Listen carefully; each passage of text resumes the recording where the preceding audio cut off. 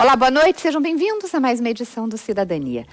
Porque a taxa de suicídios entre os jovens aqui no Brasil aumentou em média 30% nos últimos 25 anos. E esta curva ascendente vai contra a tendência observada nos países europeus. Um tema, sem dúvida, que ainda é tabu até para os profissionais da saúde, para os jornalistas, inclusive nós aqui.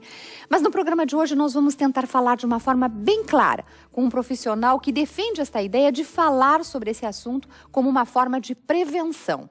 Nós estamos recebendo o coordenador do Centro de Promoção à Vida e Prevenção ao Suicídio do Sistema de Saúde Mãe de Deus, o psiquiatra Ricardo Nogueira. Boa noite, doutor Ricardo. Seja bem-vindo aqui ao programa. Obrigado. E você também pode participar. Você participa através do Twitter, @CidadaniaTVE, ou então pela nossa linha direta, o telefone 3230-1530.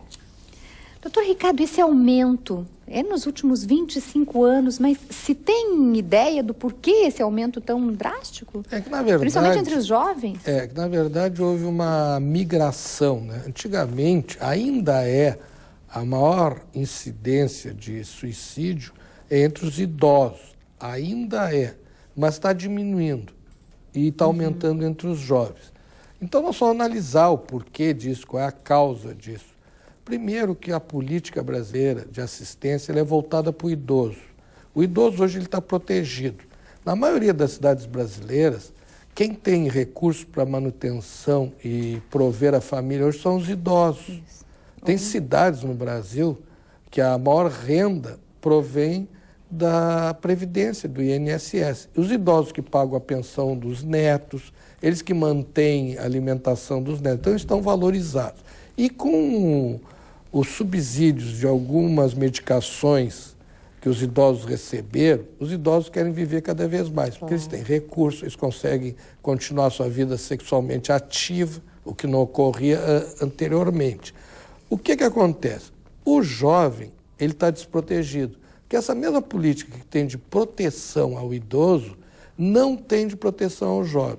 Aquele programa do primeiro emprego, né, não funcionou. Então, o jovem hoje, quando ele vai disputar um emprego, ele disputa com milhares de jovens. Quando ele vai disputar uma vaga na universidade, ele disputa com milhares de jovens. Então, ele está numa situação de uma concorrência desleal. Então, essa vulnerabilidade é cada vez maior. Esse mesmo problema que nós temos em Porto Alegre, que é a cidade que tem a maior incidência de suicídio entre jovens, junto com Curitiba, esse tempo ocorreu no Piauí. Pois é, mas aqui a gente vive até numa fase chamada de pleno emprego. Os jovens estão tendo mais acesso até à educação, né? O que define, então, e por que nos estados do Sul os índices são maiores, são mais jovens que cometem o suicídio? Sim, Porto Alegre e Curitiba, essas duas cidades, né? Nós temos aqui uma pesquisa... E nas cidades do interior também tem um número grande. Também, e é muito grande, mas aqui em Porto Alegre nós temos uma pesquisa que a doutora Blanca Verlang e a professora Vivian Roxo Borges promoveram lá da PUC, com 584 jovens.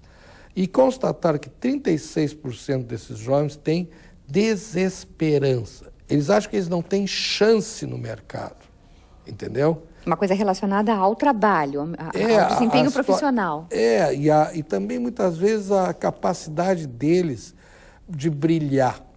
Então é o seguinte, se instituiu que nós temos que ser campeões, nós temos que ser o primeiro. Isso é uma grande bobagem, porque isso nunca ocorreu.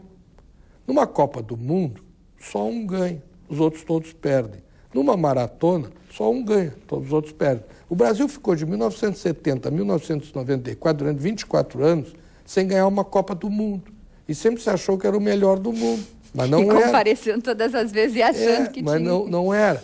E assim é a vida. Então, os nossos jovens, eles não estão treinados e capacitados para suportarem as frustrações. E muitas vezes foram muito protegidos e não foram que nem a nossa geração.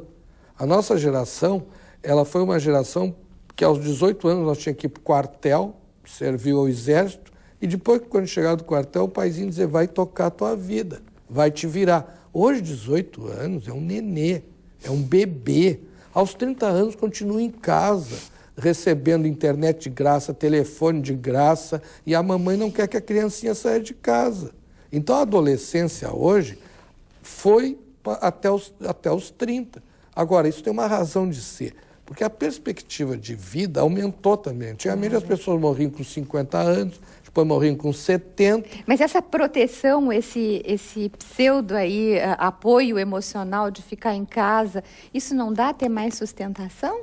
Ou pelo contrário? Pois é, mas acontece que eles não se preparam para enfrentar a vida sozinhos. Eles estão despreparados para isso, entendeu? E eles não têm uma cobrança e uma exigência, né? E quando fazem essa cobrança e essa exigência, eles se desesperam. Claro. Agora, voltando assim, por que é importante falar, doutor Ricardo? Por que é importante falar? Muitas vezes, porque eu venho de uma escola de jornalismo em que se evitava publicar notícias sobre suicídio. E hoje já temos uma tendência, eu vejo o senhor mesmo no Corpo Clínico lá do Mãe de Deus, que fizeram até uma cartilha para se falar mais. Essa cartilha é voltada para a mídia. É que é o seguinte, o fato de tu esconder um problema, tu não resolve o problema. Para te resolver um problema, tu tem que ter conhecimento do problema, saber primeiro que ele existe. Por exemplo, a maioria das pessoas não sabe que Porto Alegre é a cidade com a maior incidência de suicídio entre jovens, que 36% dos jovens de Porto Alegre têm desesperança. Se uma pessoa tem desesperança, ela tem depressão. Então, se tu sabe que existe esse problema, tu tem que ter uma solução para esse problema. Ou nós vamos tapar o sol com a peneira, ninguém fala nada e está tudo resolvido. Na Alemanha, era assim. Na República Democrática... Na Alemanha pós-guerra? Na Alemanha pós-guerra. A parte da Alemanha que ficou sob o jugo comunista, era proibido falar em suicídio. Então, eles tinham estatística de tudo lá. De suicídio era proibido. Por que era proibido? Porque cada vez tinha mais.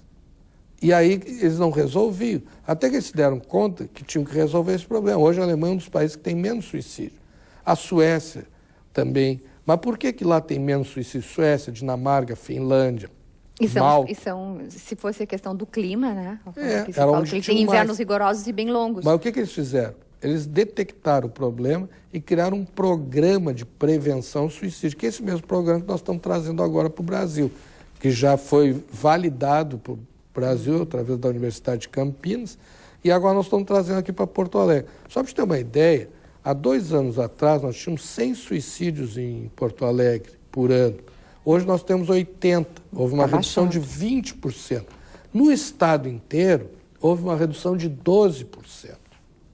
Porque era uma média de 1.000 quase, né? 1.000. Já teve 1.158. Nossa. E nós conseguimos reduzir para 1.000, 1.026, varia. Então, tu só resolve um problema quando tu enfrenta o problema.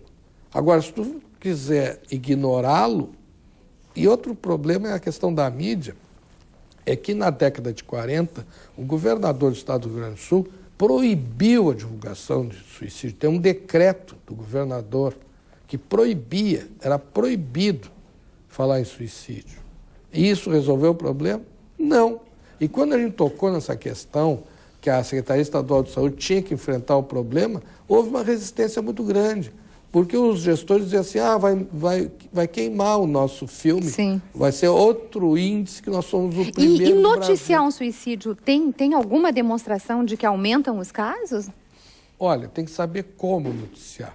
Se a gente fizer uma notícia sensacionalista... Pois é, mas... Né, muitas vezes nós temos uma imprensa... Eu acho que é muito mais sobre homicídios porque, na verdade, não se noticia ainda. Vou te dar um exemplo. Todo final de semana, dá assim, tiveram 20 acidentes de trânsito com morte e 20 homicídios. E todo fim de semana nós temos, no mínimo, 9 suicídios. Por quê? Porque todos os dias, no Rio Grande do Sul, nós temos 3 suicídios por dia. No Brasil, são 25. Ou seja, é mais de um por hora, mais de um. Nossa, só para você ter uma ideia, são 9.000 suicídios no Brasil. Isso equivale a 30 Boeings lotados com 300 lugares. Tu imagina, 30 Boeings daria 2,5 Boeing por mês que cairiam. Então é um número muito grande. Então esse problema do suicídio é um problema de saúde pública. Por quê? Porque ele atinge um número muito grande.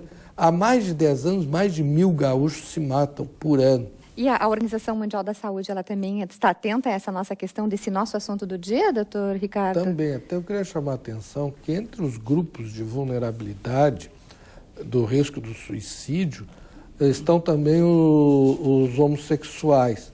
E existe uma coisa que a gente tem que traçar, por quê? Porque ainda há um preconceito, né, apesar de tudo. Né? A questão de aprender a conviver com a diferença. Né? Né? Então, e o que ocorre? Então, essa dificuldade, as pessoas colocam a sua opção sexual como sendo a opção número 1 da vida. E não é também.